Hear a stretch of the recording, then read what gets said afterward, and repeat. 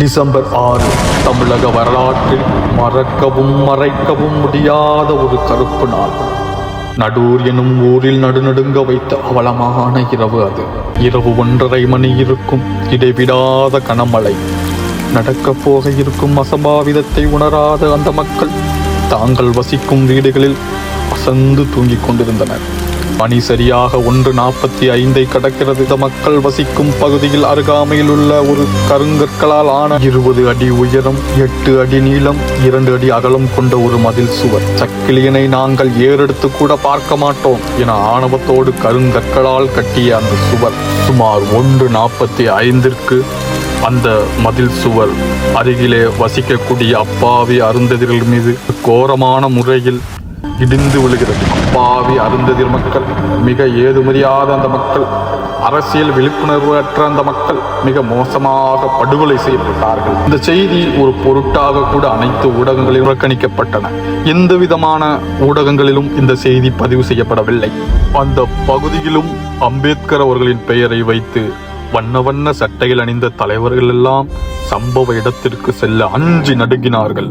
ஆனால் வரலாற்றில் ஒரு தலைவன், எங்கெல்லாம் ஒடுக்கப்பட்ட மக்களின் குரல் கேட்கிறதோ அங்கெல்லாம் என் கால்கள் பயணிக்கும் என்ற சேக்குவாயராவின் வரிகளுக்கு ஏற்ப, தொட்டால் தீட்டு என்றால் தொடாமல் விடாதே என்ற அம்பேத்கரினுடைய வரிகளுக்கு ஏற்ப இந்த செய்தி தமிழர் தளபதி நாகை திருவள்ளுவன் அவர்களுக்கு காதிற்கு செல்கிறது. உடனே நடூர் பகுதிக்கு விரைந்து வந்த அண்ணன் நாகை திருவள்ளுவன் அவர்கள் வந்த பிறகுதான் அந்த சுவர் தீண்டாமை சுவர் என்ற செய்தியே அனைத்து ஊடகங்களிலும் பதிவு செய்தார்கள். நடூர் பகுதிக்கு வந்த தமிழ் புலிகள் கட்சியினுடைய தலைவர் நாகை திருவள்ளுவன் அந்த மக்களை சந்தித்து இதுமறியாத அந்த அப்பாவி மக்களிடம் மனதில் முழுக்க ரணத்தையும் வலிகளையும் கொண்ட அந்த மக்களிடம், தலைவர் நாகை திருவள்ளுவன், நாம் அடிமையாக இருக்கிறோம், நம்முடைய கால்களில் அடிமை சங்கிலி இடப்பட்டிருக்கிறது, இந்த அடிமை விலங்கை உடைக்காமல் இந்த மக்களை நாம் விடுதலை பெற செய்ய முடியாது என்று அந்த மக்களை தான் அடிமையாக இருப்பதை அந்த மக்களுக்கு புரட்சியாளர் அம்பேத்கர் அவர்கள் எப்படி உணர்த்தினாரோ அதே போன்று அந்த மக்களிடம் சென்று விழிப்புணர்வு செய்தார். உடனே இந்த செய்தியை அறிந்த காவல்துறை எப்படியாவது நாகை திருவள்ளுவனை அந்த இடத்தை விட்டு நாம் வெளியேற்றிவிட வேண்டும் என்பதை கங்கணம் கட்டிக்கொண்டு எப்படியாவது நாகை திருவள்ளுவனை சம்பவ இடத்திலிருந்து அப்புறப்படுத்த துடித்துக் கொண்டிருந்தனர். நாகை திருவள்ளுவன் அந்த பகுதியில் பேசிய உரை என்பது அந்த மக்களை வீரழச் செய்தது. அந்த நடூர் எனும் பகுதியில் வரலாற்றில் அப்படி ஒரு தலைவன் உதித்திருக்க மாட்டான். நடூர் எனும் பகுதி அதுவரை அடிமையாக ஒரு பகுதியாக இருந்தது. ஆனால் புலிகளின் தளபதி நாகை திருவள்ளுவன் நடூரில் கால் வைத்த பின்பு அந்த நடூர் புலிகளினுடைய கோட்டையாக மாறியது. உடனே நாகை திருவள்ளுவனை எப்படியாவது கைது செய்துவிட வேண்டும். நாகை திருவள்ளுவன் கொங்கு மண்ணில் கால் வைத்தால் இந்த மக்கள் அனைவரும் எழுச்சி பெற்று விடுவார்கள், இந்த மக்கள் இப்படியே இருக்க வேண்டும் என்று நினைத்த காவல்துறை நாகை திருவள்ளுவன் அவர்களை மிக மோசமான முறையில் கைது செய்தார்கள். இந்த சம்பவத்தை அறிந்த தமிழ் புலிகள் தமிழ்நாடு முழுவதும் பேருந்துகள் உடைக்கப்பட்டன.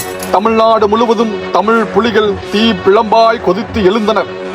நாகை திருவள்ளுவன் அவர்கள் 43 நாட்கள் தன்னுடைய மக்களுக்காக சிறையில் இருந்தார். அதன் பிறகே இந்த செய்தி ஒரு யதார்த்தமான நடந்த நிகழ்வு அல்ல, இது ஒரு தீண்டாமை சுவர், இது ஒரு தீண்டாமை படுகொலை என்ற செய்தியே நாகை திருவள்ளுவன் அந்த பகுதிக்கு சென்ற பிறகுதான் அனைத்து ஊடகங்களிலும் அனைத்து விதமான அரசியல் கட்சிகளுக்கும் இது தெரிய வந்தது. காவல்துறை நாகை திருவள்ளுவன் மீது பல்வேறு வழக்குகளை கொடுஞ்சிறையில் அடைத்தார்கள். 43 நாட்கள் தன்னுடைய மக்களுக்காக சிறையில் இருந்தார் அண்ணன் நாகை திருவள்ளுவன். 43 நாட்கள் கழித்து சிறையில் இருந்து வெளிவந்தார். சிறையில் இருந்து வெளிவந்த உடனே அவர் பின்வாங்கவில்லை. அவர் முதல் சொன்ன வார்த்தை, என்னுடைய மக்களுக்காக என்னுடைய வாழ்நாள் மூச்சு இருக்கும் வரை நான் போராடுவேன். என்னுடைய போராட்டத்தையும் என்னுடைய போராட்ட குணத்தையும் அடக்க ஒருவன் இங்கு பிறக்கவில்லை. இதுவரை இந்த கொங்கு மண்டலத்தில் நீங்கள் பல்வேறு அமைப்புகளை பார்த்திருக்கலாம். ஆனால் தமிழ் புலிகள் அவர்கள் அடங்க மறுப்பார்கள். ஆதிக்கத்துக்கு எதிராக திமிறி எழுவார்கள். ஏன் எதற்கு என்ற கேள்வியை கேட்பார்கள். இனி என் மக்கள் பழைய நிலையில் இருக்க மாட்டார்கள். அடிமைத்தனத்தை உடைத்தெறியக்கூடிய ஒரு ஆற்றல் வாய்ந்த சக்திகளாய் இனி கொங்கு மண்டலத்தில் நாங்கள் திரள்வோம் என்று சிறையை விட்டு வெளியே வந்தவுடன் அண்ணன் நாகை திருவள்ளுவன் கூறிய வார்த்தைகள். எனவே இளைஞர்களே, தோழர்களே, தாய்மார்களே, உங்களுக்கான உண்மையான தலைவன் யார் என்பதை நீங்கள் முடிவு செய்யுங்கள். உனக்காக போராடி சிறைக்கு செல்பவர் உன்னுடைய தலைவனா அல்லது உன்னை சந்திக்க கூட வர முடியாதவர் உனக்கான தலைவரா என்பதை இளைஞர்களே, பெரியோர்களே, நீங்கள் சிந்தியுங்கள். புலிகளின் காடுகளாய் சேரிகள் மாறும், அன்று பூர்வீக குடிகளின் புலம்பல் தீரும். சாதிய ஆதிக்கத்தால் படுகொலை செய்யப்பட்ட அப்பாவி பொதுமக்களுக்கு தமிழ் புலிகளின் செம்மார்ந்த வீர வணக்கம். இப்படிக்கு உங்கள் திருவளவன், மாநில இளம்புலிகள் அணி துணைச் செயலாளர்.